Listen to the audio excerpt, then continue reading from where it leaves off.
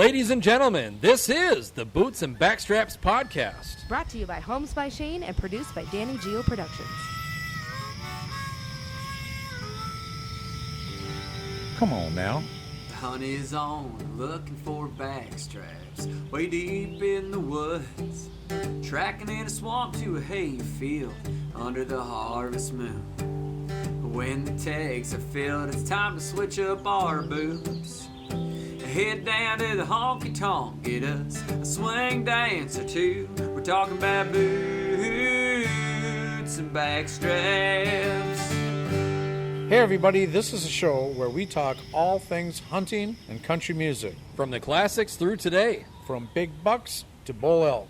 We've got it all. Welcome everyone to another episode of Boots and Backstraps. I am your host, Shayne Michael, and I am joined as always by my well-dressed co-host, Tomcat. You must be excited about Twin season. You know, the Twins have got an amazing team this year. They do. I watched a game the other day, one of their openers, and second one, and they just have, from top to bottom, they've got amazing hitters, amazing defense. I think they're going to the World Series this year.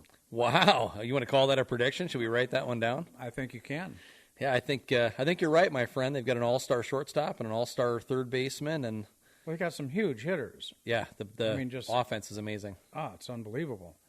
And the game I watched, 9-2, 7-2. I don't know. I don't remember. Just routed somebody. Yeah, we were playing Boston.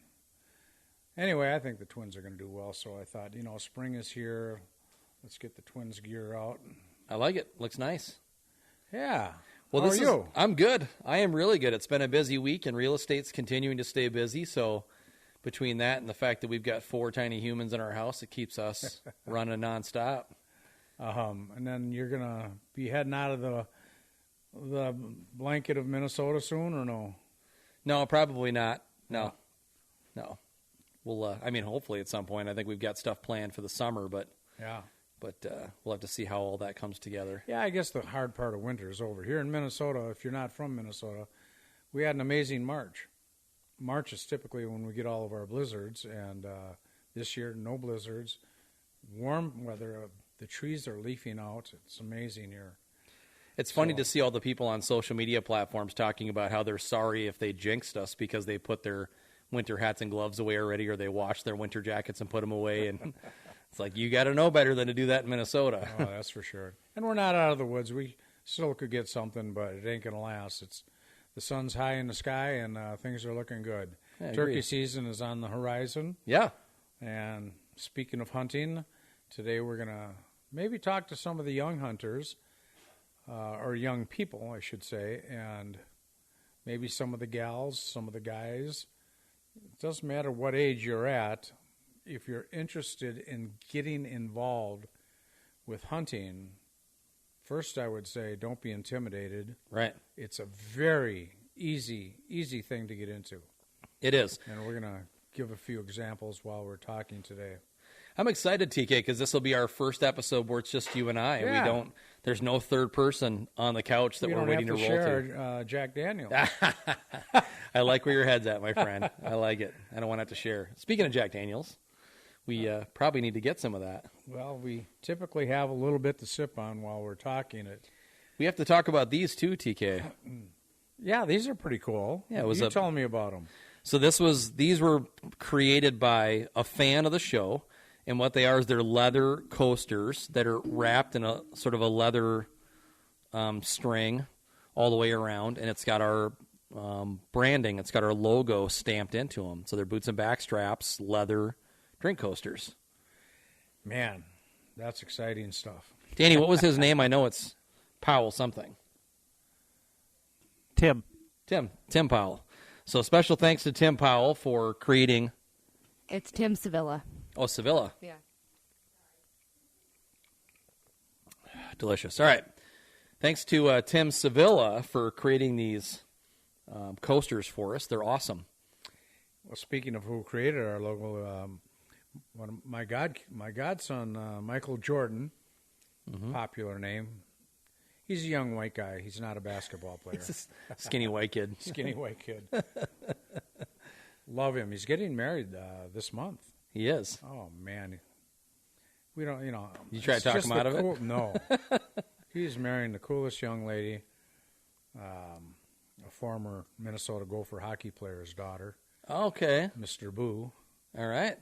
And they are so happy, and the story behind it, I'll have to share that with you off camera sometime. Sure. The story behind it is just as sweet as it can be, and we're going to have Michael here as a guest. We will. He's going to be one of our sponsors. He owns the company Unreal, and they do apparel. They do apparel. They have, I believe, 2 NFL contracts, more than 6, 7, 8 NHL hockey teams, and he's based out of St. Paul here, and just doing so well.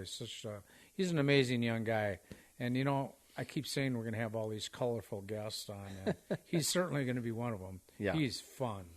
And he's an avid hunter, and he's obviously a big fan of country music. Well, yeah. He's a big fan of Eric Church. And one year we had Eric Church. I wanted Eric Church to do it because my godson is a huge fan of his, so Yeah. I couldn't find him. Take me to church. Yeah, I was going to bring him up on stage and introduce him to Eric, and I'm standing on the wing, and I look down, and just looking at the crowd. Eric's playing, and I'm looking at this one tall, skinny kid, and I'm thinking, oh, that's Michael. He was standing up there just staring at Eric Church, and I waved him over, and I went down to security and brought him up on stage, and then I did introduce him to Eric Church, and Eric After the set. Yeah, and he signed a photo for him, and Yeah, that's great. so that was really, really cool. But yeah, he's a real wee-fester. We could talk about Michael for a while. We're going to have him on. We're going to talk about one of the most incredible turkey hunts I've ever had was with him. I remember you talked about that hunt for months when you guys got back. It was amazing. When we have Michael on, we'll share that story. But enough about sponsors and stuff and our logo. Yeah. Let's talk about how anybody and everybody can get into hunting. Hunting is, the range of hunting is from hunting squirrels and rabbits Yep. to hunting moose and elk. Right. And Chasing around doll sheep yeah, in the highest elevations of the world. yeah. Or tar. Mountain goat. How about that? Yeah, go to Europe and shoot some tar, or Australia. Yeah. And then I've never been to Africa hunting. I just don't, for some reason. Used to do a fair amount of hunting at the bar, from what I understand. We're getting zingers here today already. Well, I don't know. It sounds like you filled your tag pretty much every time, so I don't know if that's a zinger or a compliment. Oh, no. I'm glad my wife's not here today. Well, that was, you've been happily married for a couple decades plus, so 3 decades. 3 decades. Yeah. Yeah. So this is quite a while ago, Lynn. It's quite a while ago. Anyway, yeah. We may as well jump right into it. I would say, Yeah, I was just gonna say, as part of today's episode is sort of like a lead-in, so people get a feel, in addition to what you said, that what we want to cover is just the facts that we're going to go over with folks, and kind of the not timeline, but the steps that a person goes through to get involved in the hunting industry, or the hunting sport, the hunting pastime, the hunting hobby, however you want to phrase it, is the same regardless of what you want to hunt. So you could be a waterfowl person, or like you mentioned, big game, or you could be just a guy that likes to go out in the woods and shoot some squirrels and birds and, whatever. Well, yeah. I think, these kids, whether they're born in the city or whether they're born on a farm, if they have parents that are hunting, I think they're just so blessed. Right. My dad did hunt, but my dad was born in 1902, so he passed when I was 16, and we didn't have much opportunity. It varies from state to state how old you have to be, but if you're with a parent, you can certainly go at any age, but I don't know if it's legal if a kid's only 8 years old.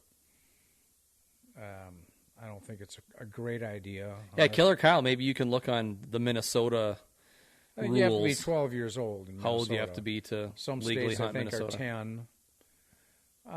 It's real debatable as to whether you're starting kids too early. I mean, if they grow up with it, Yeah.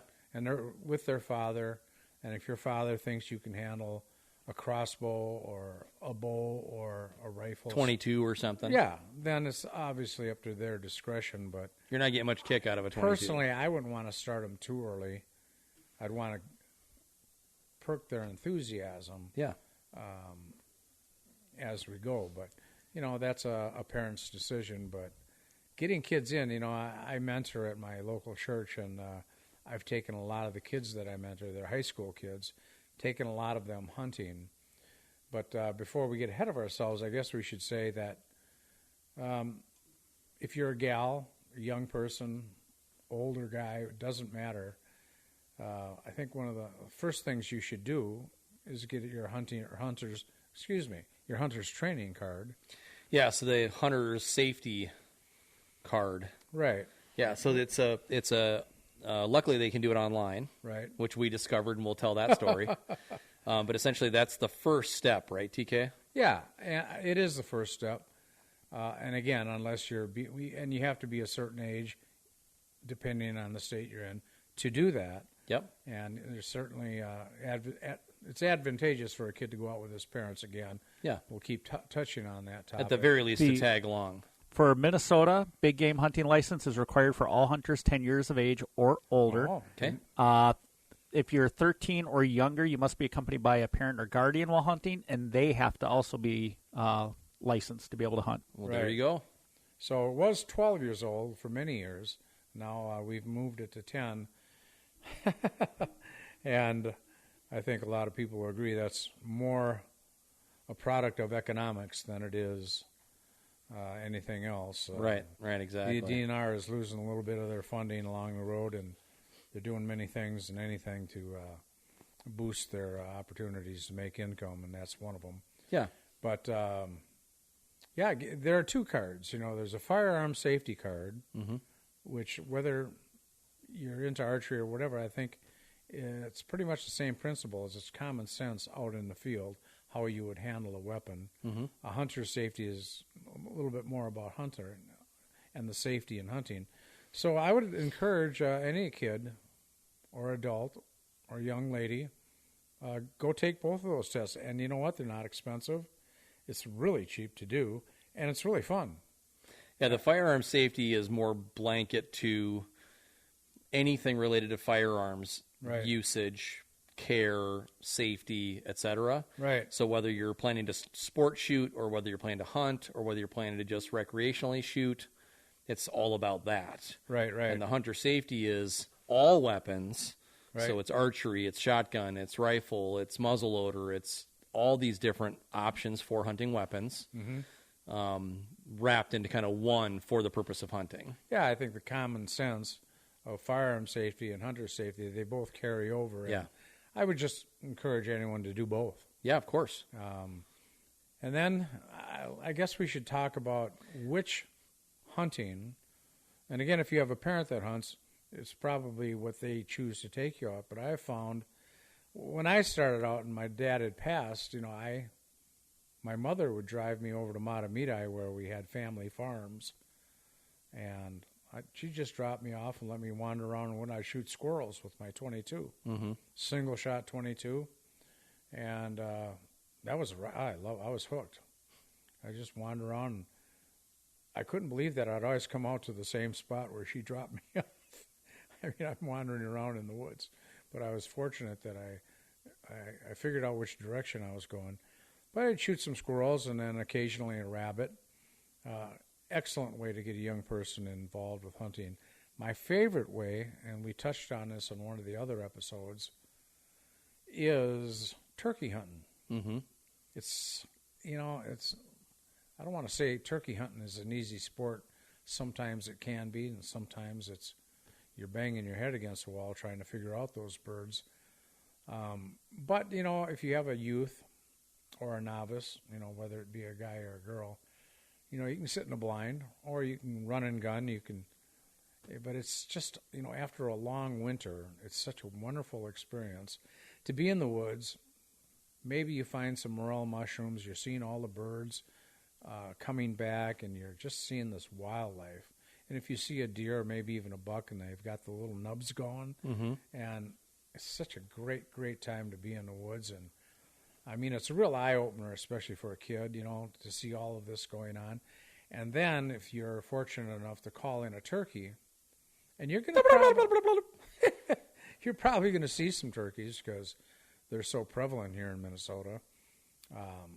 But if you get that one in close, I'm telling you, I remember my first turkey, and I'd been hunting for quite a few years. And I swear that first gobbler, he was following like 10 hens. Oh, boy. And I'm thinking, you know, like John Travolta strolling across that field. Yeah, he was going up on a ridge. I was down in a bowl, and I thought, well, there's no way. And I'm bow hunting. Okay. It wasn't my first turkey, but it was one of the first hunts, and I thought, there's no way I'm going to call, and he's going to leave all those hens. Mm-hmm. So I called, and he stopped, and he looked down. He saw my decoy, which, by the way, was a piece of wood cut in the silhouette of a turkey, painted grays, and back then that's what you used. Sure. And this is pre-Montana decoy. yeah. So I couldn't believe it. It didn't. I don't know how much time it took, maybe 10, 15 minutes, but there's that turkey coming down to my decoy. Wow. I could not believe he left his hens. I'm still using that same box. What a greedy little bugger. Oh, man. Well, so hey, I'm sitting hey, there Tom, with a bow. do you know what's better than 10 hens? What? 11. 11. Hey, I got a question for you, Tom. Yeah. Use the term running gun. What do you mean when you say that? Thanks for asking that. There's a couple ways of hunting turkeys. Well, there's a lot of ways, but I think a lot of people like to use the ground blinds these days and set their decoys out. That way you can take a nap, or you can get away with a lot of movement. But maybe I've used those once. Yes, as a matter of fact, Michael and I shot a couple of monster turkeys out of a ground blind. But I prefer to put my back up against a tree, get on a field edge in the morning, listen to where they're gobbling from, and if I'm on a good food source. And if you do your scouting is the biggest thing in turkey hunting. It can make turkey hunting so easy. If you get out there a day or two ahead of time and you see where the turkeys are coming out, and certainly if they're coming out in the same spot 2 days in a row, well, you go there and you sit and you make sure you're concealed well, and you have really, really good chances of harvesting a turkey that way. But I like to sit there. I don't typically have a time because I go down by Caledonia, and I don't get there early enough to do any scouting. But I know the land pretty well and the terrain, so I stand on a field It helps edge. when you've hunted the same place a lot. Oh, yeah, big time. You know their patterns Mm-hmm. and where they like to hang out. And then if I hear a gobble before the sun's coming up, you know, I get over in that area and set up, put my back up against a tree. So to answer your question, Kyle, if I'm not having any luck there, I think patience is really important. You should probably stay in the same spot longer than you think. But if I've got a ridge, I'll maybe move down that ridge 100 yards, and then I'll call again. And if anything answers, then I'm going to set up.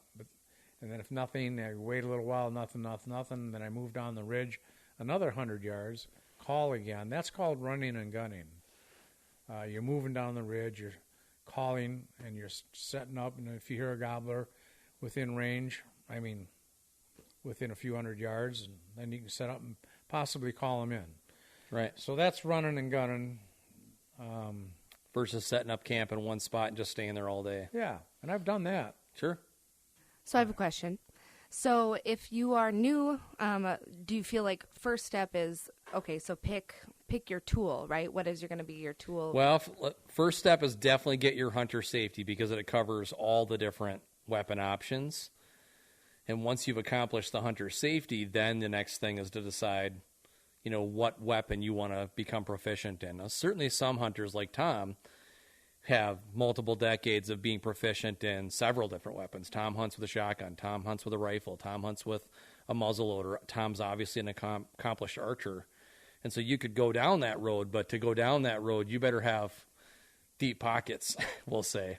Yeah, the weapons typically aren't cheap. No. But you can acquire those over the years, and Yeah. whatever your interest is. I shoot in 2 archery leagues, and those guys are diehard bow hunters, and they'll hunt turkeys with bow, and they'll hunt deer and elk and whatever they hunt, and some of them won't touch a firearm. Me, the reason I hunt with so many weapons, it's just one more reason to get me out into the woods, or one more opportunity, I should say. If it's a bow hunting and it opens before fire, well, I want to get out there and I want to be bow hunting. And then when rifle season comes along, I want to be rifle hunting, and so on and so forth. So, and it opens up more options out west as well. It's easier to get an archery license, typically, than a firearm license in a lot of the western states. And Well, because they have different seasons. This date to this date is archery only. This date to this date is first rifle. This date to this date, second rifle. Or with deer season in Minnesota, it's like, the 2 weekends, right?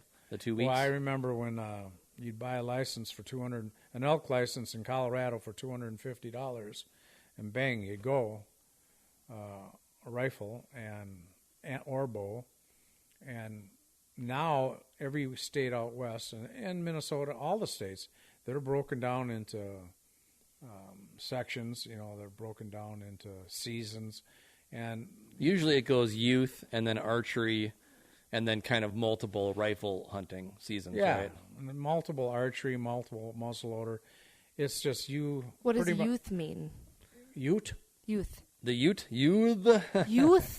Youth. Yeah, that's considered your 12 and under folks get their own season where they're not having to compete with other older experienced hunters out in public land specifically. And so they get a season that's dedicated to their age group where they can go out and they can hunt. And usually they get some more flexibility on weapon usage as well. Whereas an older hunter, like an adult hunter like Tom and I, archery is always the first season, and you absolutely cannot use a firearm in archery season.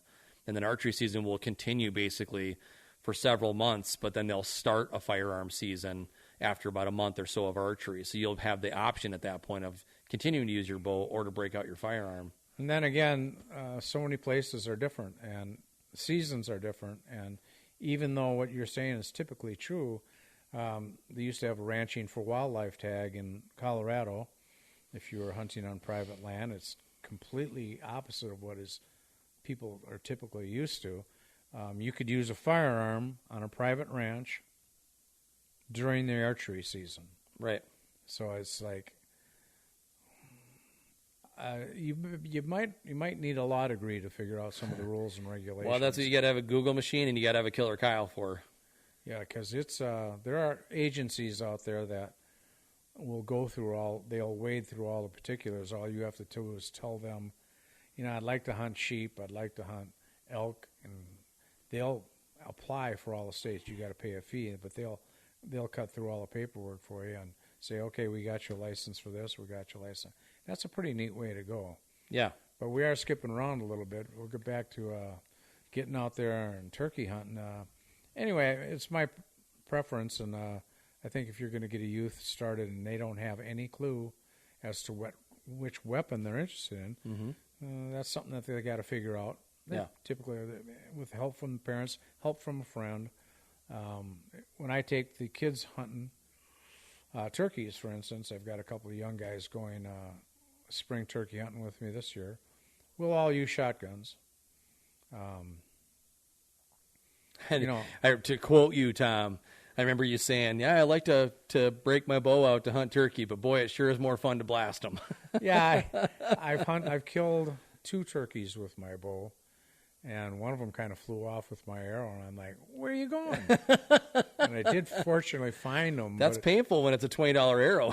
Yeah, it was. I swear, I saw the direction he flew, and it was over a rise, and I'm like, well, I followed the direction. I saw a piece of woods down there, and I was very lucky.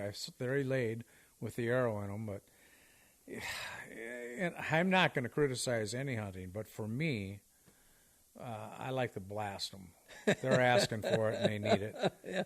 I'm not going to have them fire with any more of my arrows. Yeah. But, it's a thrill. A lot of archers are so good, and I'm sure you hunters out there that are listening, man, and you can watch it on some of the hunting programs. They just aim for the head. Yep. Man, they beat them right in the head, and that's pretty cool to watch. Yep. Yeah. Yeah. So it's interesting because I, as you know, Tom, was very much in the archery purist mode for a long time. Like I only wanted to hunt with my bow. I didn't want to hunt with firearms. And then last year, one of my buddies, Mark Belcourt, invited me to go up to his family's land up north to hunt deer. And it was going to be for rifle opener. And actually, we got unseasonably warm weather for rifle opener last year. It was like in the 60s and 70s that whole weekend. Yeah. But so I was like, well, I don't know. I got to use a firearm. And he said, well, you can use your bow Friday night because technically rifle doesn't open until Saturday. So I was like, all right, I'll get I bought a 30-06, got a great deal from the archery shop that we go to. And, sort of like begrudgingly, all right, I'll buy buy a rifle and we'll go up there. And actually, I'm really thankful that I ended up agreeing to do it and going through with it because I did fill my tag with the rifle on that first night. To me, it's all fun. I mean, muzzleloader is just a rifle. I don't know which one I prefer. I have so much fun with all of them. I mean, I don't use a rifle, obviously, for bird hunting. You got to use a shotgun, unless you're, what's his name? Tim Wells. I mean, that guy could throw a Q-tip at an animal and kill it. Yeah, he's pretty funny. He's amazing. But, even when you were up there with your friend and their family, you could have used your bow during the firearm season. Yeah, he was insistent. You got to hunt with your firearm. Hey, for those people who are novices, yeah, you're talking about rifles, shotguns, and muzzle loaders. Yeah. Explain the difference. Oh, boy. TK, get on your soapbox. Boy, I should have brought Jill, if you want to grab one of those camouflage bags up there, I can show you. I've got both of those. I've got shotguns, shells here, and I've got... I think the simplest explanation to really break down the differences between the weapons, muzzleloader being like a traditional musket. Right. You've got essentially a wad with with a bullet or a ball-bearing bullet with... You good over there? Yeah. Okay. You can keep talking. I'm... With gunpowder, and you get one shot, and then you've got to go through the process of packing it all back into the gun again to shoot again. And then your sort of next phase as far as the amount of shots you get would be your shotgun, because you can usually load a couple of shells into a shotgun, and you get a couple of shots, and then you've got to pull the old cartridges out and put more cartridges in. And then when you get into rifles, you've got actual magazines like you would with a handgun where you can load 5, 7, 10 rounds of ammunition in, and it's semi-automatic, so you can get more shots without having to reload. And Tom, get some examples of bullets. Yeah, these are bullets. Bullets. Firing pin hits the back. The bullet flies out the front. This is for a rifle. Is that 30-06? This is a 30-06. You get a little close-up on that. You can see the bullet, the lead bullet, coated in copper. Firing pin on the back. Your rifle will nail that, like a little pin hit, and a little blasting cap in there. This isn't all real technical language, but I think they get it. That's a 30-06 bullet. This is a 308, which is a little bit smaller, but the same principle. So the firing pin hits that... the back cap. The cap on the back, which ignites the gunpowder on the inside, which is what causes the lead bullet on the front to leave the cartridge and strike the animal, right? Right. Projectile. I'm going to go all CSI on this thing. Shells up in that other bag up there, Joe, if you want to grab it. The shotgun shell works on the same principle. Little one? Yep, that's the one. No, the one that looks just like that, but bigger. Shotgun shell works on the same principle. I guess if I'd have known we were going to do this, I'd have brought a shotgun out and a rifle and really got into the explanation of it. Yeah. So a shotgun shell has a bigger chamber and a bigger barrel, typically. Like and rather than one projectile, it's got several. Yeah, a shotgun shell has a lot of BBs in it. And there's two different shells, right? You got slug and you got BB, right? Yeah, a slug is typically used for elk or deer hunting or bear hunting. I wouldn't say elk hunting. I've never seen anyone use a shotgun for elk. But Got to get close. But this is a shotgun shell, and you can see the back end is the same. Firing pin hits the cap, ignites the powder in the chamber, and then this portion of the shotgun shell is filled with BBs. These are number 6. They go from buckshot, which are bigger, all the way up to like 9, which are really teeny ones. And they're like a 9 would be used for grouse, Okay. doves. Much smaller BBs. 5s and 6s are typically used for pheasants and ducks. Mm-hmm. You know, you have 4s. A lot of people use 4s for ducks. I mean, it's all preference, and whether it's steel shot or lead shot. But those are the basics of what you would put into your firearm. And shotguns come in a variety, you know, single shot. Mm-hmm. Double barrel. Over and unders. under, semi-automatic. Where you Saw it off if you're the Terminator. Does it affect if you're able to eat the animal based off of like? Good the question. TK.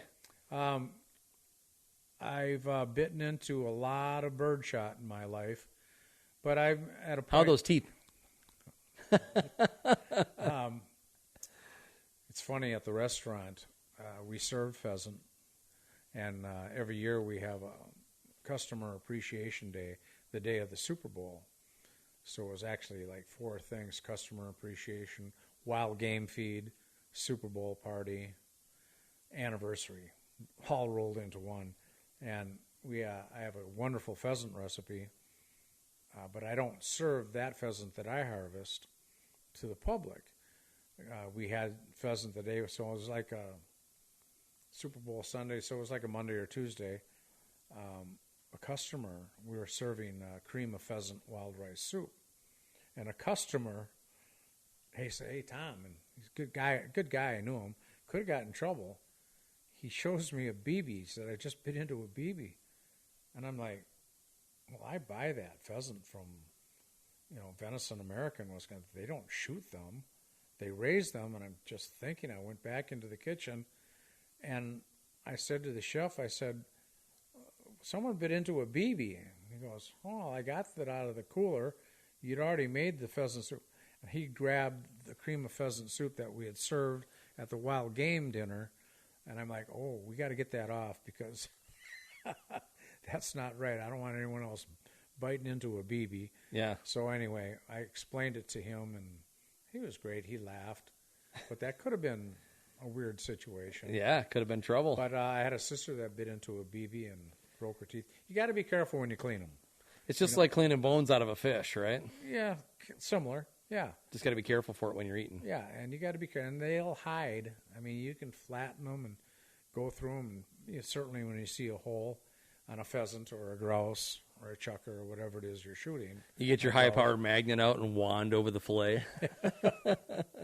No, I'm very, very careful about and like turkeys, for instance. You're supposed to shoot a turkey in the neck and in the head. Mm-hmm. But occasionally, and most people do, with a shotgun. And some of those BBs will drift, and sometimes they'll take a full load in the chest or in the back, and you got to be careful, because that breast is, that thick. Mm-hmm. And my goodness, they'll hide in there. So you got to kind of cut it up pretty good and get through it, because you don't want anyone biting into BBs. No. So it's just lead should not be part of your diet. No, it's just a meticulous part of the preparation, and I think every hunter gets that. So that's part of like where you once you figure out what game you want to hunt and what you're hunting with, then you have to know how to properly hunt, especially to harvest the meat, right? Right. Yeah. You should have a mentor or a family member. All these things that we're talking about, which firearm or bow. I guess that's going to be up to the individual. What's perking their interest in the first place to start hunting?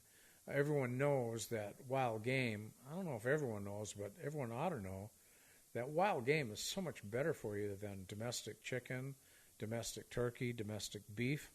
I mean, there's charts after charts after charts. I mean, you can go online and find 100 different charts where they compare the fat content, the calories, the cholesterol, and wild game isn't fed any antibiotics or any chemicals at all. And can I tell you a funny story? You can. So last night I had a couple buddies of mine over. They're actually over pretty late. They're friends of mine from church. We do men's group and a bunch of other stuff. So they came over to have a conversation about faith life, and it was really great just to catch up with them. And we got in the conversation of wild game and the wild game meat and just the whole sort of like stigma that goes with hunting and not understanding that, you know, that we hunt for the meat and how much better the meat is for you when you're hunting it yourself. Oh, absolutely. And I was referencing this video I came across on YouTube where this gal was accosting this hunter at his truck as he came out of the woods. She was a, you know, recreational hiker or something, and she's out there with friends and saw this hunter coming out of the woods and decided she was going to go confront him. And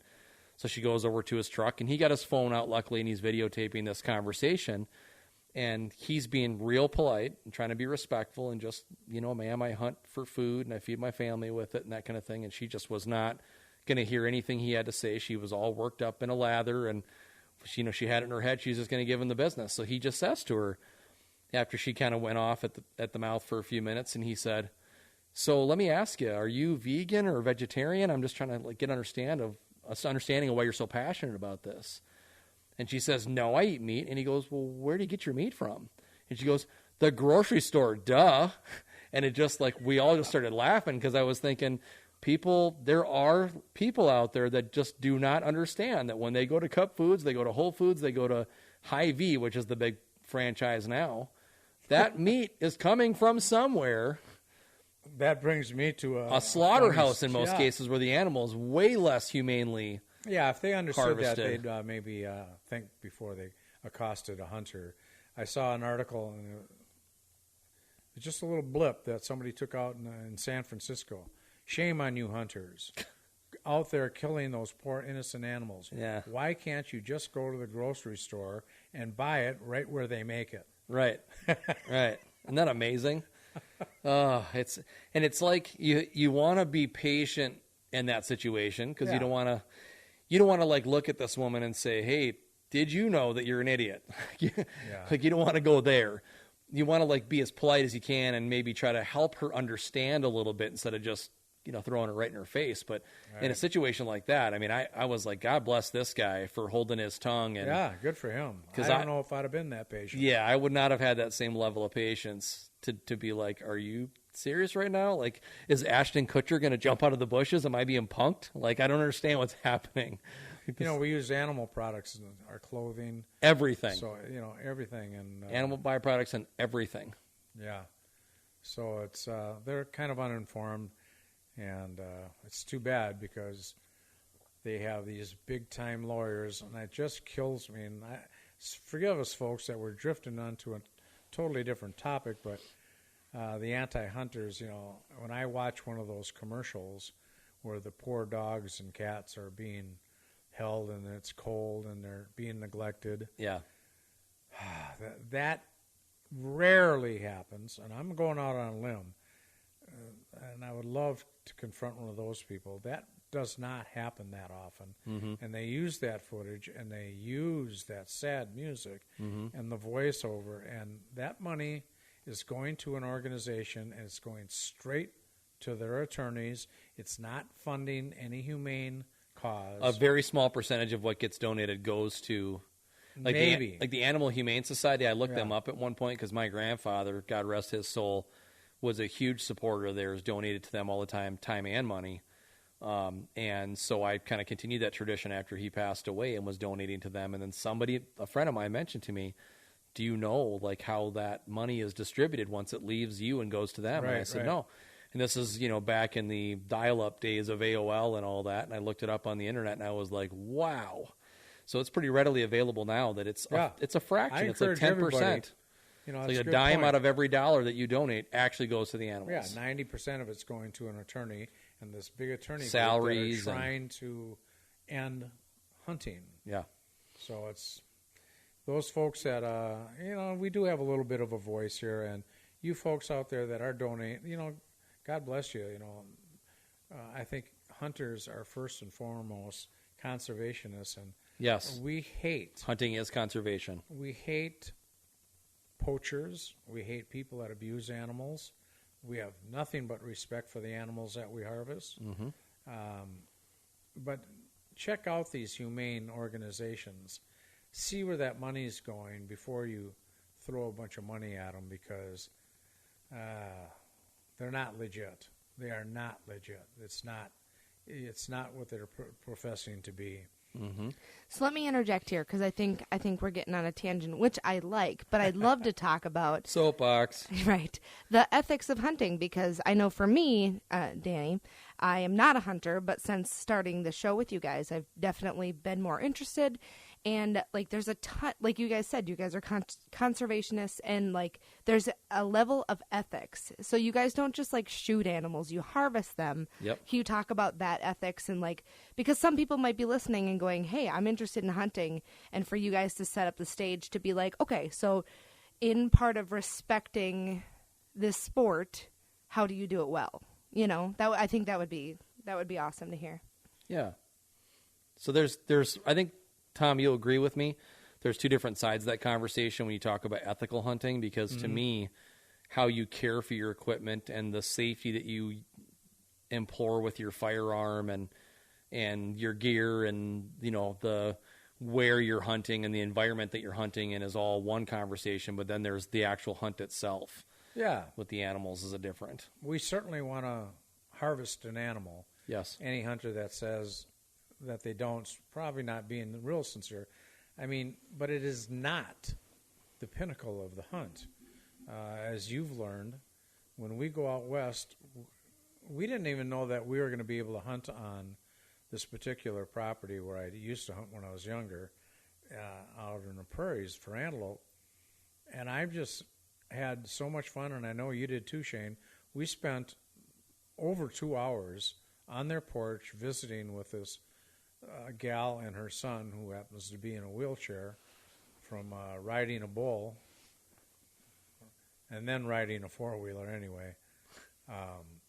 And to me, it's meeting the people, making friends with people out west. Taylor and Claudia Vroman. Yeah, wherever you hunt, whether it's out west, up north, down south, deer hunting camp, it's getting to know the neighbors, it's getting to know the people. And then if they do give you permission, wow, you don't have to go on public land where you might encounter anything, other hunters, and which might spoil your hunt. And there's certainly a lot of public land out there that you can have wonderful hunts on, but there's so much to the hunt.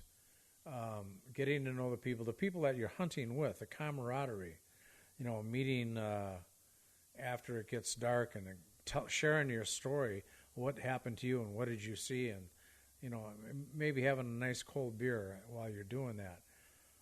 The places you hunt, the beauty of the hunt, the beauty of the country that you're in. There's so many parts to it, but then ultimately, when you get that adrenaline rush and you come into range of an animal, and you actually have practiced enough in your life to where you harvest that animal, your shot connects and it's a lethal kill, and then knowing that, wow, you did it on their territory, and with the amazing senses that most of these animals have, if you harvest one with a bow, that's a big deal. But even if you harvest one with a rifle or whatever it is, and then man, I've got all these great recipes, and my friends and family, we are going to eat so good this winter. There's so much to it, but certainly I think the icing on the cake is being able to harvest something, but it is not all about pulling the trigger or dropping the string. Yeah, so let's get into the ethics of hunting. Okay. So I would say the first and foremost is that when you leave your vehicle or you leave your camp, wherever it is that you're departing from to go on the hunt, you got to make sure that your weapon is secure. Yep. So if you've got a firearm, that the safety's on, and if you've got, if you're an archer, that you don't have an arrow that's knocked in the bow. Oh, no. It should be in a you quiver. couldn't do that anyway. Well, as you're walking. Yeah, maybe out in the prairies. You're not supposed to, but No. yeah, that's what she's. I think that's what Danny's getting to is what are the do's and don'ts. Sure. And so that would be sort of firearm first. safety is paramount. Mm-hmm. Hunter safety is paramount. Mm-hmm. I mean, safety is huge, and for me, and probably for you, I mean, I don't know how many years I've been hunting.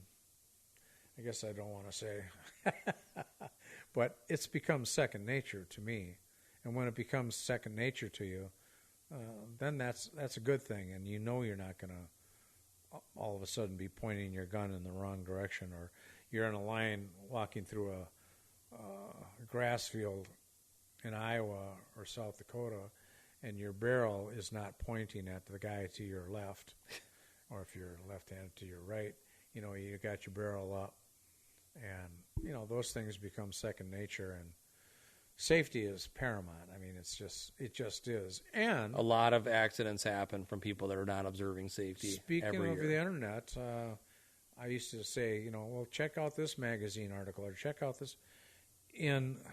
I forgot what year it was. More people got hurt in America shooting pool than they did hunting. And I don't remember if it was a specific type of hunt, but I think it was just hunting in general. Mm-hmm. I mean, hunters are safe people. They take it pretty seriously. Oh, yeah, especially if you're, out there with a kid, your own kid or something. You're teaching them first all of the safeties, and then the other thing. Safety is always first. So next thing for me on that list is going to be practice. Mm-hmm. You have got to make sure that you're practicing regularly. Now, it's not always possible, especially living in a climate like ours, to shoot your bow all year. If you don't have the acreage that Tom and his wife do, then you don't have space in your city lot to shoot your bow in the winter months. It gets to be tough to do that. There's a fair amount of archery ranges. There are. Outside and indoor. But as you approach your hunting season, like let's say you're a turkey hunter and it's end of April, so you want to go turkey hunt, certainly by February you want to be shooting your bow with some regularity. Absolutely. Getting that thing dialed in and making sure that you feel really good about your accuracy and your accuracy at specific yardages. Because it's critical, as you mentioned earlier, Tom, that when we're hunting, use the word fatal. And maybe you could talk a little bit about the difference between hunting to wound versus hunting to harvest. And you can be an exceptional shot, but unless you've been out there, I mean, I know guys that can hit that bullseye on the paper, 10 out of 10 times, and but there's an adrenaline factor. Mm-hmm. I mean, all of a sudden, if you got a great big tom and the sun shining in on it, and you've got that red, white, and blue head, and the feathers are out, and he's making those noises, and he's gobbling, it rattles anybody.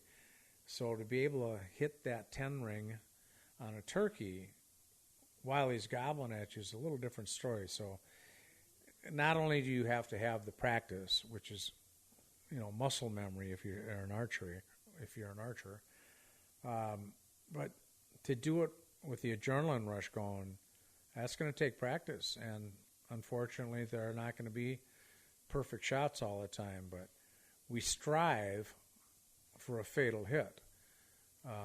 In that same vein, we would absolutely say that you do not take shots that are unethical. And so an unethical shot is too far away, obstructions in the way. Yep. You do not pull the trigger, whether it's your bow or it's a firearm, just for the sake of pulling the trigger. You've got to make sure you have an ethical shot. And you got to be confident. Mm-hmm. Yeah, the bird or the animal's got to be within your range. Yep. Archery equipment. There are proficient hunters that are shooting 60, 70, 80 yards, and they know that they can't take that same shot at an animal that's alert. Mm-hmm. But the equipment, I used to shoot every year in a 100-yard competition. And the modern, it's not that I'm so great, but I could put maybe 8 out of 10 arrows in a pie plate at 100 yards if the wind wasn't blowing too bad. But I would watch these guys, and I'm like, some of those arrows, there's tall guys pulling 32 inches at 80 pounds or 85 pounds. The arrow at 100 yards is flying like a laser beam. Mm-hmm. And they're pounding these balloons and pie plates consistently. And I'm sorry, I probably drifted off of the topic, but in this day and age, even with the modern bows, 30 yards should be your max. Now, there's a lot of guys out there that are unbelievable archers, and I know a lot of them, and they say, well, I'm good at 40 or 50. Personally, if I shot 30 yards is pretty good for me, but I think you probably want to just say everyone has to decide that distance that they're comfortable for themselves. Because if a guy's shooting every single day and he's dialed in at 40 or 50 yards, I don't want to be the one to tell him you shouldn't take that shot. Yeah, and then you have to, coupled with that, you have to understand the body language of the animal. Yeah. I shot at a deer the deer lived, but 35 yards. I mean, I'm dialed in. Yeah. I was dialed in at the time at 100 yards, and 35 yards is not hard. But the deer was drinking water. He heard the shot. He turned, and the arrow hit him in the bone behind his leg. Didn't even come close to penetrating the body because he had turned that far by the time he heard the shot. So you got to understand they're going to jump the string. Maybe an elk with a huge vital area. It's like shooting at a Winnebago. Is not going to drop as readily as a white-tailed deer. Mm-hmm. You got to understand the animal. You got to understand, and if they're alert, you can't take that shot. Let's go back to what you said about the vitals, because every animal, regardless of type or the firearm that you're shooting with, or not firearm, but the weapon that you're using, all animals have very specific vitals. Right. And the vitals for non-hunters are going to be the areas you're aiming for to get the fastest and most ethical kill on the animal. Right. You don't want to shoot an animal, say an example, in the rear end, where eventually they might bleed out, but that's going to result over a very long period, which is going to be painful and dramatic for the animal. It's not the best shot. There's a femoral artery back there that if you hit that, and the chances are sometimes pretty good. I'm not encouraging people to take Let's an not ass go there. shot. Let's not go there. Yeah, but I've seen animals bleed out like right now. Yeah, so and generally, I'm not encouraging you. Generally, no. there are very specific vitals like heart and lungs. Right. And so you're aiming for heart and lungs because those are going to result in the fastest, most ethical expiration for the animal. Yep. Resulting, obviously, the least amount of pain and suffering. Right. Which is what our goal is, because we do want to harvest the animal. We want the meat, but at the same time, you don't want to inflict any unnecessary. No, you want that animal to die as rapidly suffering. as possible. Is that something they teach you when you are doing your hunting safety, or is that something you need to research on your own? It's a little of both. Yeah, a little of both. They do mention that. A totally broadside shot is always your best shot. And again, there's thousands and thousands of hunters. Some might disagree. Slightly quartering away. Tom, you're going to need to go into some description now. What exactly is a broadside animal shot? Well, I wish I had a chart here, but I don't. Well, that would be where the side of their body is completely the silhouette perpendicular to you. Yeah, the silhouette of the body. I think most people know what a broadside shot is. Slightly quartering away is good as well. That's where the animal is toward you. Yeah. We got to be specific. So quartering away is where the animal's slightly facing away from you. Yeah. And quartering towards you. Here we go. Here's your chart. Well, there you go. So the picture that you got pulled up on the right-hand side there, the screen, that would be the first one on the left is a broadside shot. And then the other one's a quartering away. Quartering away. So when you're typically shooting at a quartering away animal, you want to aim for the far leg. Like even if he was quartering more, you see that left leg of his, you want to aim for it. Because you got to aim back a little bit further on the animal. Sometimes even, like right behind the rib cage, where the first picture, the one on the left, you're going right through the rib cage. But that's where your heart and your lungs are. Mm-hmm. You want to avoid the shoulder blade. Yep. Thanks for bringing that picture up, Kyle. That's great. I forget that we have that capability. But I think those two deer there are the best ones of a broadside and quartering away. See if you can find a quartering in shot. And typically, there are a lot of hunters that take that shot. I am one of them. And I know a lot of other hunters that do. I know where to aim. Which one? The quartering in? Quartering towards you. Yeah. You put it right between the center of the brisket and that shoulder blade. It's a pretty large area, and if you're close enough, Yeah. I've taken with my bow a number of deer. It's not one you want to that shoot way. at large distance. But you don't want to aim like for the heart, because then you're going to wind up in the guts. You know, you just got to know the animal. You have to know what's the word, the structure of the animal, the autonomy. The autonomy. Thank you. Anatomy. The anatomy of the animal, and that's all part of it. Yeah. It's all part of it. Here we go. There's one. Yeah, well, you see, they actually have a bullseye there. Am I looking at that one in the middle? Is that one? Yep. That's the quartering quartering towards in. us. Yep. Yeah. I mean, that one's basically facing straight in, but the principle's the same. No, that's perfect. That's a perfect shot right there. I've taken that shot. I don't know how many times, but it's very fatal. I mean, you're right in a boiler room right now. And boiler room for those non-hunters means the heart. And lungs. Or the pump house. I like to call it the pump house. Pump station. Hey, thanks for bringing that up. That's cool. Or the heart. The heart. The heart and lungs. And the liver. Right. Liver's back a little bit, but also a fatal. That's a fatal shot if you hit the liver.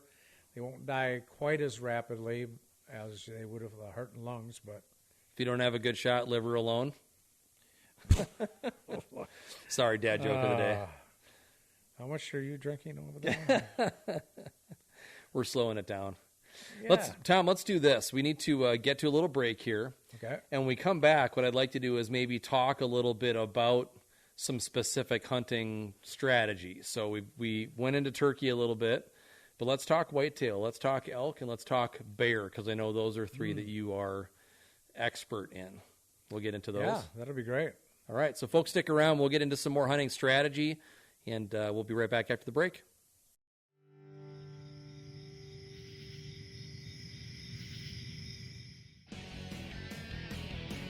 Boots and Backstraps is proudly brought to you by Homes by Shayne.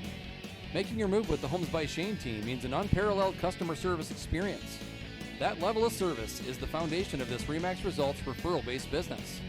Our driven team of experts communicate with their clients every step of the way, ensuring a memorable experience from the first conversation through your closing day. Go to homesbyshane.com for more information. Let's get you home. If you would like to sponsor the Boots and Backstraps podcast, or you have an interest in joining our team, send us an email to bootsandbackstrapspodcast@gmail.com.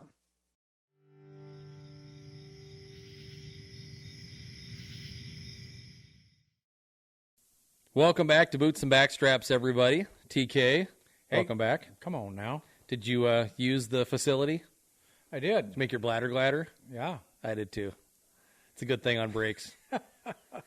And a special thanks to our sponsors in the break there. You know, we couldn't do what we do without our sponsorship support, so we appreciate them very much. Absolutely.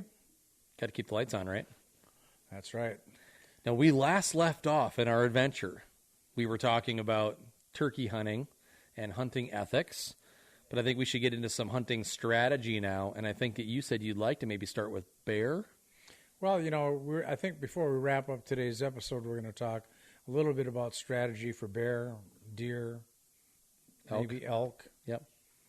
We should really wait for the strategy for elk hunting until we get the elk whisperer, Robin, over here. The whisperer. Yeah, he's quite the elk hunter. And he will be in soon.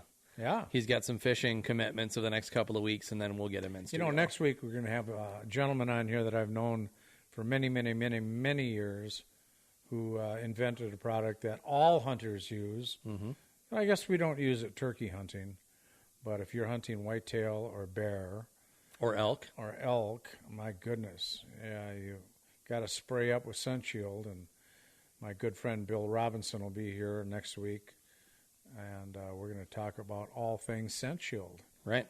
And what a huge invention that was in this industry. Mm-hmm.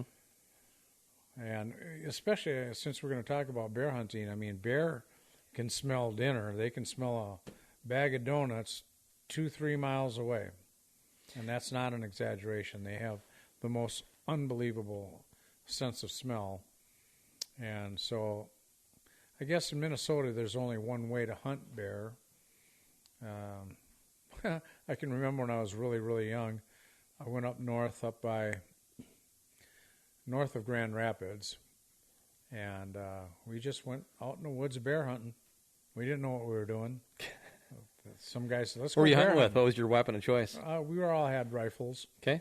And back then there were dumps, and we actually got in trouble because we weren't hunting it, but we wanted to see where the trails going to the dump were going and get permission. You say dump, you're talking about garbage? Yeah, garbage dumps. Okay. And bears frequent those. At any rate, we didn't really know what we were doing, but since then we'd graduated to, I grew up with one of our previous guests, and we talked quite a bit about bear hunting, but in Minnesota you hunt bear over a bait pile. Dave Miller. Yep. And if you're not a hunter, you might think, well, that doesn't sound very ethical. But it is ethical. You put the bait pile. I've harvested about, 27 bears, 26. And most of them have been over a bait, but, and they've all been less than 15 yards away. Yeah. And they've all been with a bow. And, it's almost impossible to trick a bear's nose. While we're talking about this, Kyle, can you pull up the vital zone on a bear, please? Yeah, and I will do that. You got to get out there and bait the bears. Before the season, you get a 2-week window for baiting them, and so that they come into your bait on a regular basis. And what's nice about it is, if you're in a tree stand or ladder stand, or ground blind, whatever it is, whether you're using a rifle, a muzzleloader, or a bow, or in some cases a pistol. Mm-hmm. You can sit there and observe. And typically, you don't want to harvest the first animals that come in because they're typically juveniles, young, curious. The older, wiser, bigger bear will typically come in right before it gets dark, or maybe even wait a few days. But the advantage of having the bait there is that you can see, you can make a field judge on how big that bear is, possibly how old it is. Mm-hmm. And you can wait. And then if you have a sow come in with cubs, it's not illegal to harvest that sow, but you generally don't want to do that. Yeah, you don't want to shoot that. You want to let them grow up and raise their cubs. But it's interesting to kind of like jump into maybe a rabbit hole for 1 second. There are certainly some species of animal where the youngling, the babies, are kind of left on their own at a pretty young age to fend for themselves. And bears are not one of those, where the mama typically raises the cubs, right? Well, no, that's not right. Okay. That's why it's legal to harvest a sow. Okay. Even though there are cubs. I don't know any hunters that would do that. It just doesn't seem right. But if you did, those cubs are going to be fine. They'll stick with them till the following year, and then they get booted out. They go into their estrus cycle every other year. Mm-hmm. And but again, it's legal, and they wouldn't let it be legal if it was not something you should do. But not too many people do that. Here we go. Now, this is an animal. You see how large that shoulder blade is? This has been the nemesis of a lot of archers. You do not want to hit that shoulder blade. Big bones. You won't. If you're using a rifle, you're probably fine. And forgive me, I'm always typically speaking from an archer's point of view. That top cutout, where you see the broadside shot and you see the quartering away shot, and those two are in red. I see another arrow. Looks like it's going right into the shoulder blade, and that arrow is not red. Are you seeing that, Shayne? I think they're trying to depict the heart zones, and you can see the one that's black that goes into the shoulder blade there at the top is what you're referring to? Yeah, that's the one you shouldn't take. Yep. Right. By any means. That's the quartering in shot. Yeah. That's a tough deal. Can you get a frontal shot on a bear?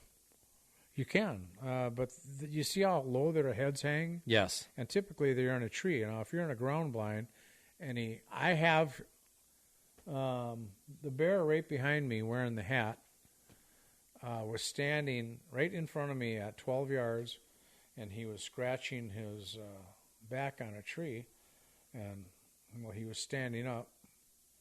He's wearing a scent shield hat. That was a Canadian bear. He's wearing a scent shield hat. I took him right in the chest because he was 12 yards away and he was doing this and was wide open. But that's pretty unusual. Most bears in Minnesota are shot out of a tree stand going down, so a frontal shot isn't really an option too much. But as far as strategies go, there's no way a hunter can just walk around in the woods and go bear hunting with his gun or his bow and hope to see a bear. Right. Because they're the most secretive animals. They have such amazing smell and they have such an amazing hearing that you could be close to a bear and never even know it. Right. Many times as you're hunting, like for instance grouse or deer or whatever, they just know you're coming. They don't want any confrontation with a human. Mm-hmm. One of the things I just looked up when you're talking about their sense of smell, 20 miles.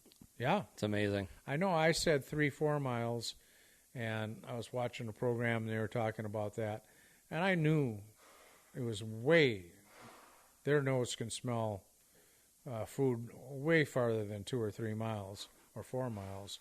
But I just wanted to err on the side of caution, err on the side of caution. I don't know what I'm trying to say.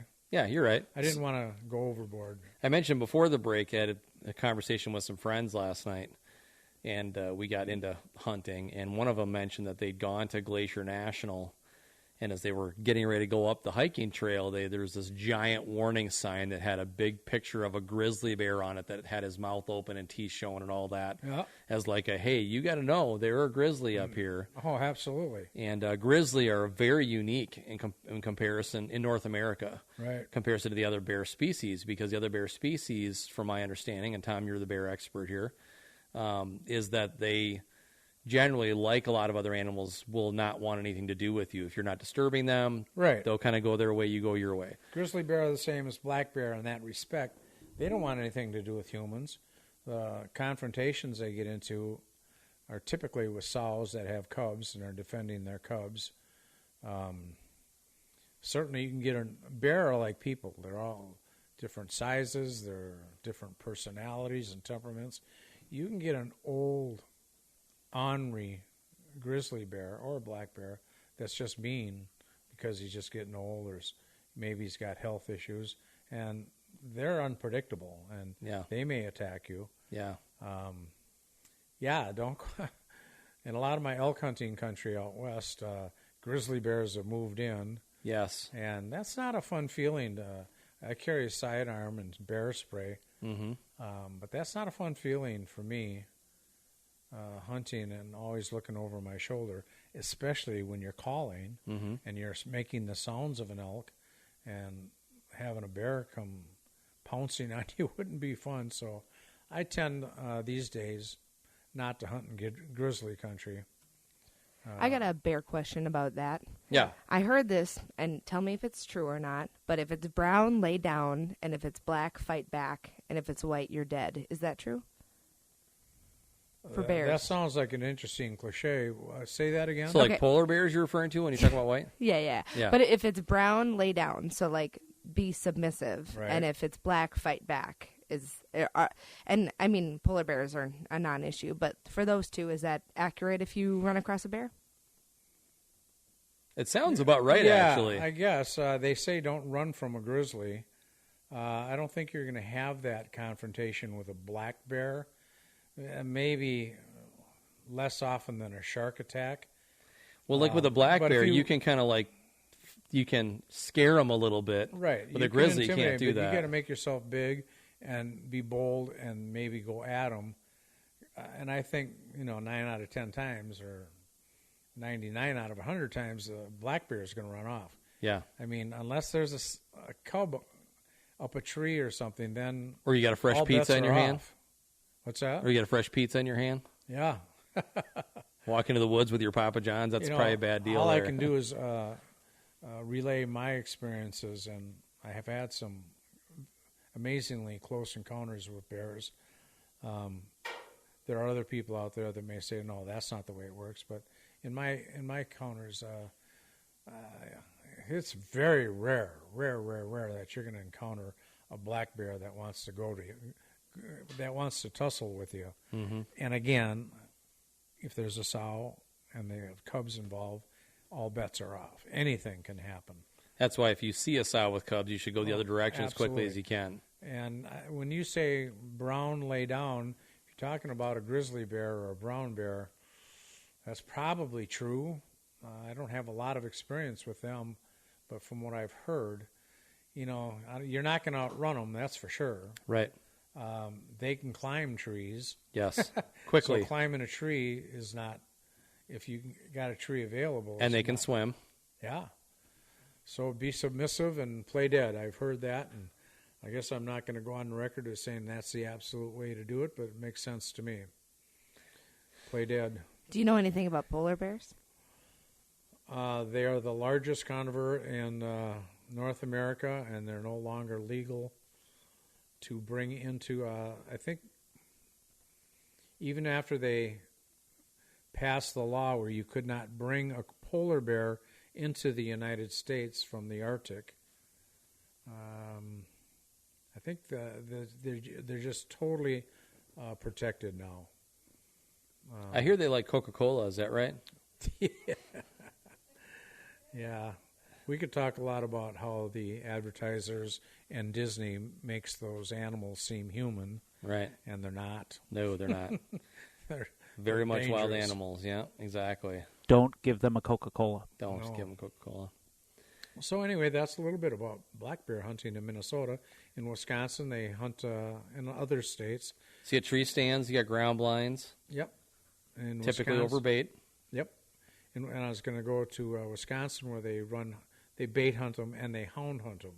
Oh, And interesting. they typically start them on a bait, bring their hounds, their dogs over to the bait, and then they pick up a scent, and then they take off, and they go through the woods. Now, that's a tough deal because quite often these dogs will run, and the bear will run through private property, and bears and dogs don't know boundaries.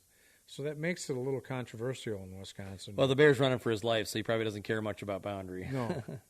Yeah, but the landowners care about it. And Yes. So they get upset, and you got the great big Namaji State Forest up there, and a lot of that's done there. But when you're on the perimeters and you're going through private property, that becomes an issue. Yeah. And so it's a little bit controversial, but the hound hunters are passionate about their hunting. And hounds are used in quite a few species. Mountain lions mountain and lion, coon, bobcat. Yeah. Yeah. I've always wanted to go out west, and I don't know if I can still do it. Getting a little older, and I've always wanted to go through the mountains. I might still get it done. Wanted to chase mountain lions. We'll hook you up with a rigging, throw you on my back, There I'll you haul go. you around. I'm all for that. Be like Master Blaster from Mad Max in the Thunderdome or whatever it was. I guess if you get out west, we're still talking about bear hunting. You can spot and stalk them in the mountains where you hunt them on what's referred to as a slide in the spring, where there had been a mudslide or whatever, rock slide, and the grasses grow up. Because when they come out of the dens, they're hungry, and they eat anything, but they mostly eat young shoots, the new grasses coming up. So that way, here in Minnesota, it's not a spot and stalk situation, or Wisconsin, but in the mountains where you can glass for a long ways, and you can glass these slides, then you can get in there and spot and stalk them, or get into a vantage point and shoot them with a rifle. Right. So that's just another way of hunting bears. But let's move on to deer. Just going to say the most popular, or probably the most avid hunting person that's going to watch this show, and pretty much all hunters are going to hunt a variety of species, but deer is probably primary, I would think. Yeah, deer is the most popular hunted species in America.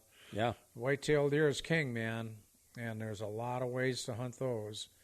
I hear you can hunt them really good with your van and your lights on, your horn blowing in the middle of the night. Yeah. That's a pretty popular way of doing it. I've done that once. 55 miles an hour. Yeah, they tend to jump out in front of you. But you can't eat those, is what I was told. I guess if you hit the deer, you can't eat it. Yeah, it depends on. The meat's ruined, is what I was told. Some of the meat's ruined. Yeah, okay. Yeah, What about the or you might backstrap? hit, but Is the backstrap no, okay? if you call the DNR, if you hit a deer, call the DNR. And, for instance, if it's coming across the road and you hit it in the neck and head, call the DNR and,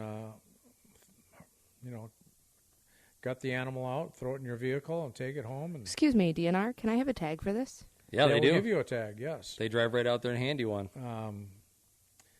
I think there's a small fee for that tag. And Are you sure? Can you tell me what the tag is? Like, what is a tag? I know, like, we fill up the tags. I got that part. But what is, like... It's a license. Yeah, we've covered that in a couple of episodes now. It's your One more time. It's your license to hunt an animal. In order for you to hunt, whether it's small game or big game or waterfowl or whatever it may be, you have to have a license to hunt it. And typically attached to your license is a tag that tears off and you wrap around the leg or in the ear or the brisket and you attach it to the animal, and that tag then makes it legally harvested. So that's what a tag is. Boy, we could talk all day about the various ways of hunting deer, whether it be the various weapons, hunting from a tree stand, which is very, very popular everywhere, getting out west and spot and stalking. And don't get me wrong, you don't have to go out west to do that. Plenty of people do it here in Minnesota and Wisconsin, especially in the snow. Yeah. Spotting and stalking or just tracking deer. Yep. And blinds. Sitting in a blind over a field or water hole. A water hole. You got it. I mean, there's just a million ways of hunting white-tailed deer. Some states it's legal to bait. Minnesota's not one of those, but Wisconsin is. Wisconsin, Michigan. Yeah, and I'm, there'll probably be a lot of people that wouldn't like me saying this, but, with the chronic wasting disease that we're experiencing is passed by one deer's saliva to another. Why would you bait? I mean, in Michigan, I hunted there with a couple guys from Cabela's, and the deer were so programmed. I mean, there was roadsides where they were selling bags of corn, bags of apples, just food for the deer. Yeah. Well, they got so programmed in Michigan, they've been doing it for so long, they wouldn't come out in the light of day, ever. Where they just turned the deer totally nocturnal, and you knew they were coming there to eat, but you weren't going to see them because they wouldn't come in until nighttime. Yeah, they'll say now you can't hunt them because it's after shooting light. Right, and so I'm not a big fan of baiting. I know it's a big thing in Texas, and I know Ted Nugent would disagree with me, and that's okay. Uncle Ted? Yeah. He equates a pile of corn to a cornfield, and I know a lot of hunters will plant, and I think that's fine. Food plots? Food plots, yeah. And I don't know, there's millions of people in the world and a lot of different opinions on how that is. That's my opinion. Maybe we could end chronic wasting disease if we ended baiting. Sure. And I know there's a lot of people that agree with me. I just don't think it's healthy, and I don't know. I don't think it's that ethical, quite frankly, and sure, that's just my opinion. Yeah. So there you go. On deer hunting, I don't know. There's probably a lot of people out there that are way smarter than I am as to their tactics, how they hunt deer. How about calls? Because there aren't really calls for bear, right? Well, you can, yes. As a matter of fact, we have done that out in Idaho. What kind of call do you use for a bear? You use the same call you'd use for calling in a coyote, like a fawn in distress or a rabbit in distress. Gotcha. Because they like a free meal. And it's wild. I called in a bear, and he came charging in, scared the daylights out. He might have been hungry. I mean, He heard the dinner bell. he did, and it scared the bejeebers out of me. I was bow hunting. I wasn't ready for him, and he came flying in, and all I could do was, hey! He ran off, and I never got my bow up, pulled back, and he was just on me. So, yeah, that you can pretty much call any animal. I mean, you're talking about deer. They're deer grunts. Everyone's got a grunt tube or a set of rattling antlers. Mm-hmm. So you can call deer in that respect.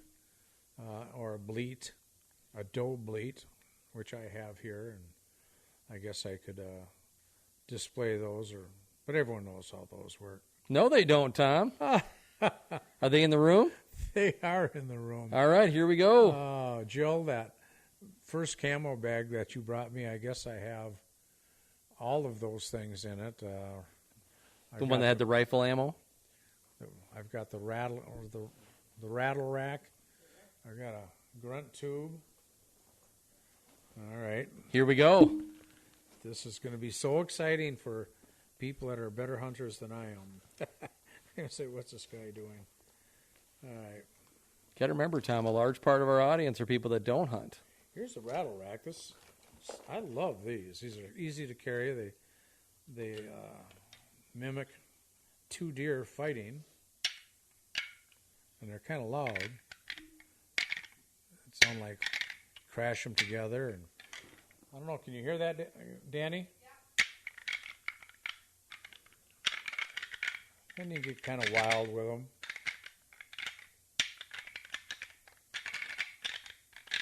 So those mimic two deer fighting. I'm going to find a grunt tube. I go through my scent shield stuff down here. I got a lot of that in here. Here's a grunt tube. All right.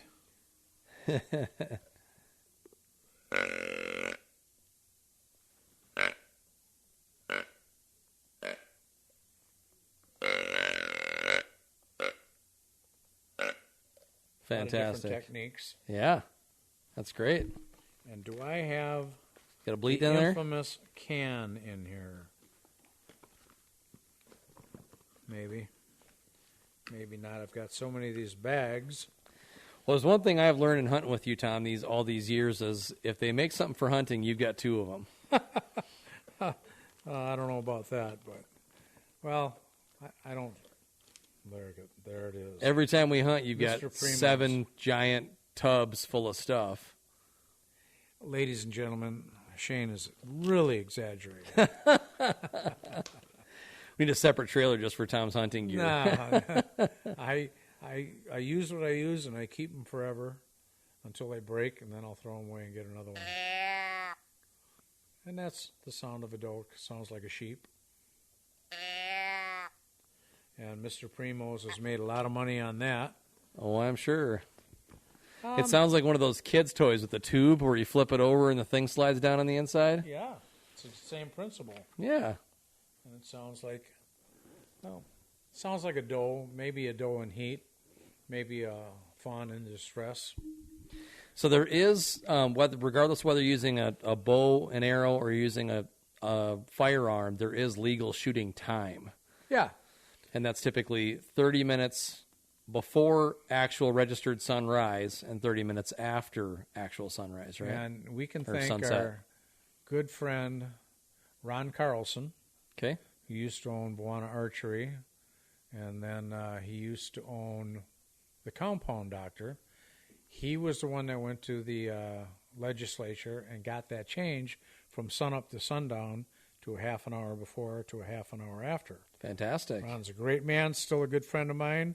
He was a world champion air gunner, and I know there's so many of our listeners that know and love Ron Carlson. He's in the Archery Hall of Fame now. Amazing. Amazing, amazing man. He was my next door neighbor when I lived in Pillager, Minnesota. Oh, okay. Yeah, great guy.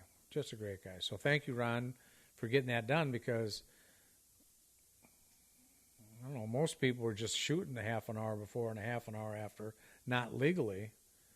And then if they had to quit, people that were really following it by the book were missing out on the best half hour of hunting. Yeah. So Right, exactly. Yeah. We had a question that actually came in from a listener. Sure. Okay. Throw this to both of you. It's actually a two-part question. Okay.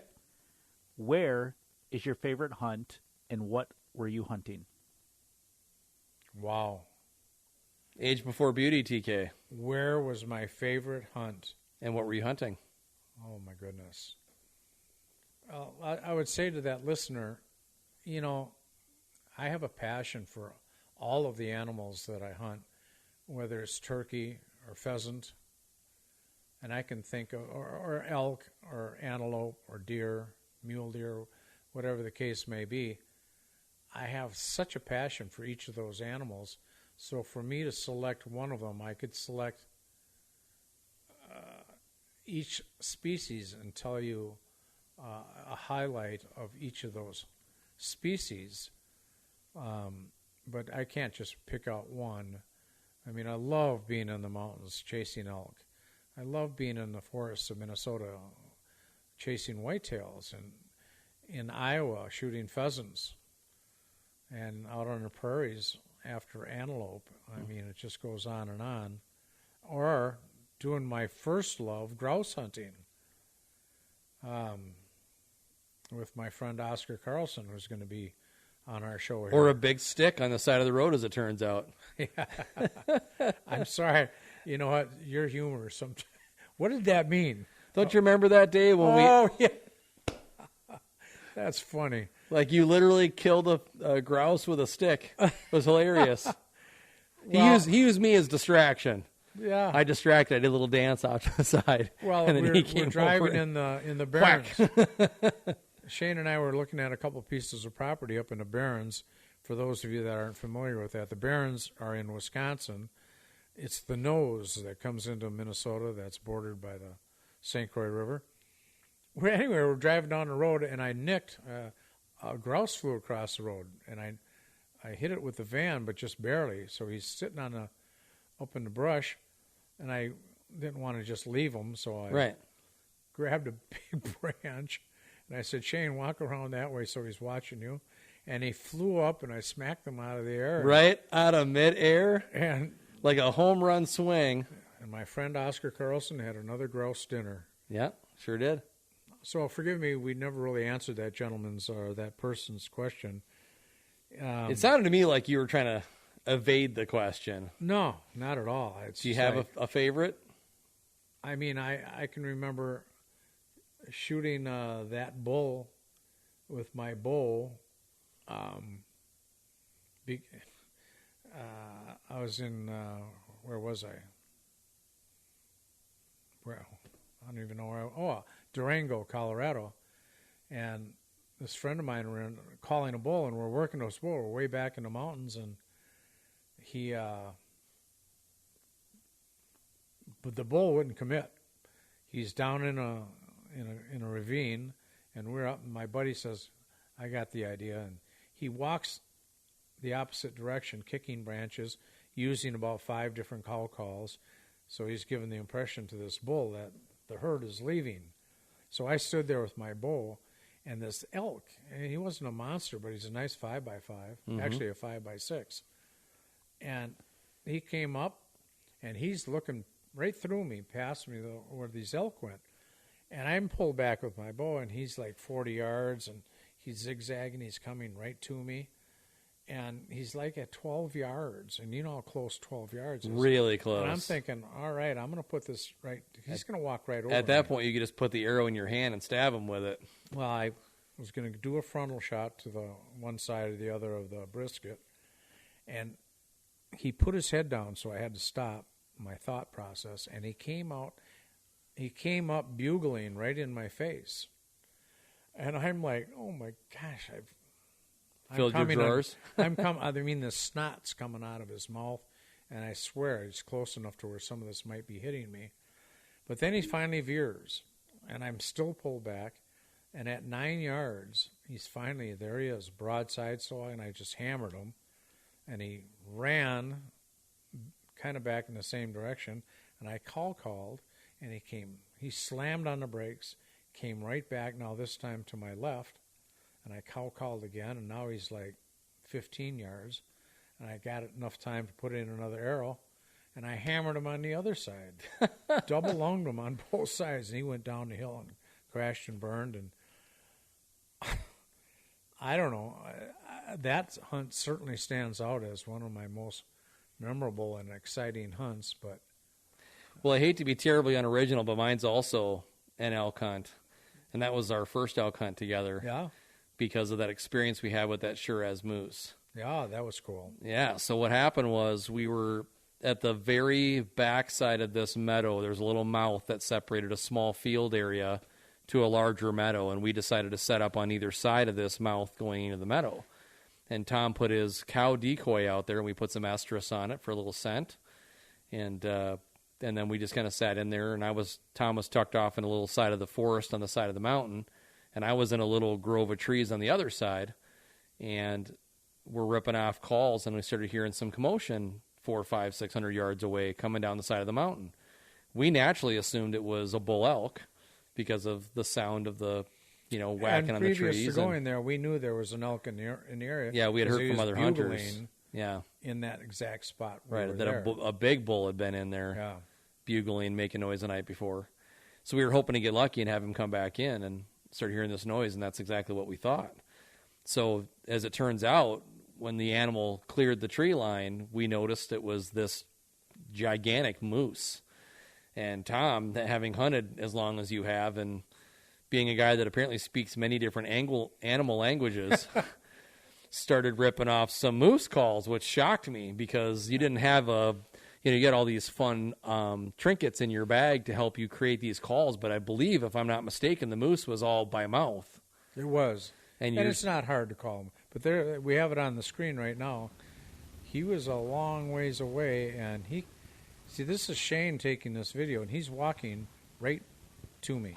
So he came from, I would say, about 500 yards away. Yeah. Tom's calling, and this moose would walk 50, 75, 100 yards, and he'd stop and kind of survey the landscape, and Tom would call some more, and he'd come in some more, and he pulled him all the way to where he was literally, the moose is probably where you see him in this video right now, about 50 feet from where Tom's standing. Yeah. And he just walked in a circle between where Tom's standing behind that tree that you can see now, right next to the moose. Tom was right behind that tree. And he's walking in a circle between that tree and where I'm standing, going in between us, confused about where all this calling's coming from because he can't see. And he didn't leave. He was there for 15, 20 minutes. Oh, he was there because he walked up into the woods behind me. He was there for more than a half hour. He just kind of kept walking in this circle. And at one point he walked over by me, and he was, for sure 10 feet or less from me, just standing there. And it was pretty intimidating because I'd never hunted this kind of big game in the mountains before. And I obviously did not have a moose tag, which ended up being a joke later. Wow. Because Tom said to me later that he was really praying I wasn't going to pull back and shoot this moose as close as he was, because obviously we weren't licensed to shoot a moose. But knowing that you were a novice to it, I'm thinking, well, I know that Shayne knows the difference between a moose and an elk. But, of course. But things flood through your mind, and it's happened many times. Well, if he had charged me, I would have shot him. But he didn't charge me. He just stood there next to me for a little while, and then, as you said, he circled around, went up into the mountain a little bit next to you, and then ultimately stopped right in between us and just kind of moseyed on out through the meadow, making his funny moose sounds the whole way. But he was a huge animal. Well, there are 3 subspecies of moose. You got the Alaska Yukon, they're the biggest. Yeah. And then here in Minnesota, Wisconsin, and Canada, you have the Canadian moose, which is the second largest. And then there's the Shiraz moose, which is the smallest. And they typically live in Colorado, Montana, and Wyoming. And this was a very big Utah, animal. And that was a huge Shiraz moose. Anyone that knows anything about moose that just saw that video knows that was a big, big record book Shiraz moose. When he was standing next to me, that hump on his back behind his head was over my head. Right. For sure. And if you can imagine a Yukon moose, Alaska, they're about twice the size of that moose. It's amazing. Yeah, it is amazing. So that was definitely my favorite hunting experience. So we've talked a little bit about deer hunting, bear hunting, and we've actually talked a little bit about elk hunting. Yeah. Strategies for elk hunting are as varied as the hunters are as well. What do we got here? Something else on the video. Well, that's that same moose. That's when he was first starting to clear the tree line. Yeah. And you started calling to him.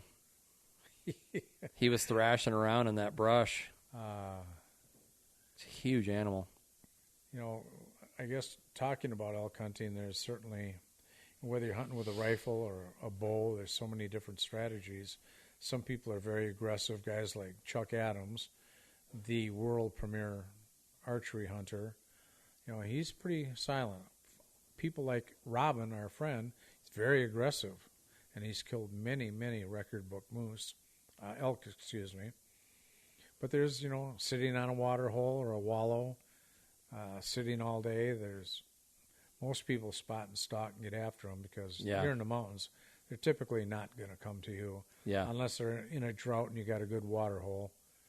So that's always a good way of doing it. But you got to be in shape and you got to climb them hills and you got to get after them.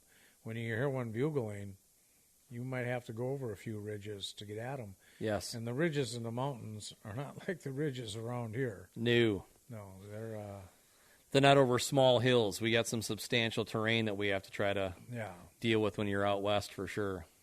Well, you know, this has been a fun episode and talking about, you know, we drift here and there and we get on different topics. It's easy to do when you're talking about your favorite hunting sport. And but for those of you that are considering getting into the brotherhood of hunting, please do. Or sisterhood. Or sisterhood. Getting a little philosophical about it. You know, if you're a parent, the best thing I think you can do as a parent is get your child involved in the outdoors. If they're out there carrying a bow or a shotgun or a rifle, and if they're pursuing animals, you're not going to have to worry about them hanging out on a street corner doing drugs or maybe drinking or whatever, getting involved with a bad element. People that get into hunting are passionate about it. It's a great way to live. It provides food for your table. The ethics of us, you know, they're taught such great ethics. I encourage any parent to absolutely get their kid involved with some small game hunting. Let them figure out which tool they would like, whether it be a bow, a shotgun, a rifle, whatever it is, muzzleloader. See what perks their interest. A lot of kids they get addicted by that magical, mystical flight of the arrow, Uncle Ted. Right. But it's all fun and it's all great and it's all healthy. So, well, thanks for joining us, everybody, for this week's episode of Boots and Backstraps. Don't forget to send us your questions to bootsandbackstrapspodcast@gmail.com. And we will definitely filter through those and get you featured like we did this week for our listener. And that was a lot of fun to answer that question. Don't forget, when you see this on any of the platforms, Facebook, Spotify, YouTube, all the different places that you'll find it, please make sure you give us a like and subscribe to whatever that platform is on our channel. And, of course, share it with all the people that you know, because we'd love to be able to let other folks and more folks see what we're doing here with this, where we're talking about country music and talking about hunting and all that, and we want to share the love with everyone. Yeah, today it's all hunting. It is. Yeah. TK, let's bring this thing in for a landing. Well, I like to close, ladies and gentlemen, with pretty much the same thing every week. Whether you're belting out your favorite country song or pursuing your favorite game animal, I encourage you to use that same passion to pursue the Lord. He'll teach you to shoot straight. We look forward to seeing you next week. Come on now. The hunt is on, looking for backstraps, way deep in the woods, tracking in a swamp to a hay field under the harvest moon. When the tags are filled, it's time to switch up our boots. Head down to the honky-tonk, get us a swing dance or two. We're talking about boots and backstraps.